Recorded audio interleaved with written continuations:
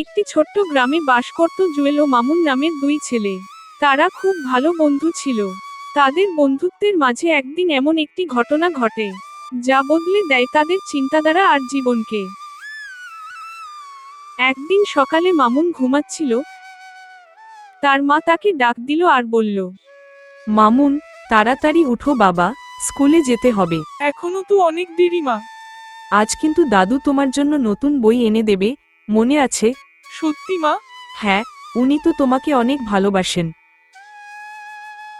একদিন মামুন জুয়েলের কাছে দাদুর কথা বলছিল। জুয়েলের কাছে দাদুর মতো মানুষের দাম নেই।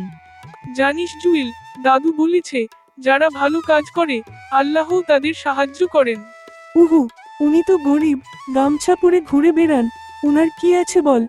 টাকা না থাকলেও উনি অনেক বড় মানুষ।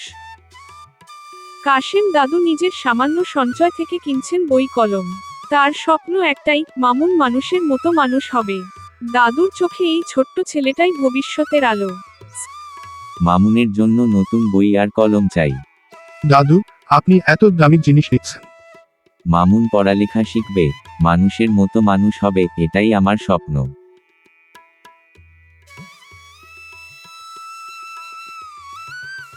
স্কুল থেকে ফেরার পথে ঘটে এক অদ্ভুত ঘটনা।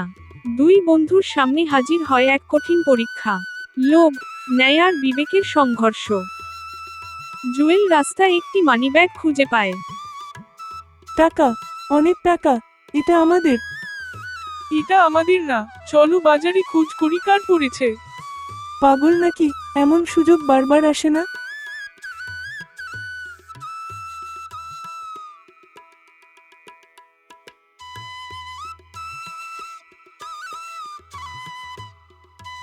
মামুন দ্বিধা না করে দাদুর কাছে ছুটে যায়।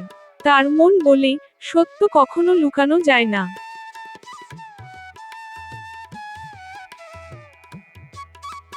দাদু, আমরা একটা মানিব্যাগ পেয়েছি।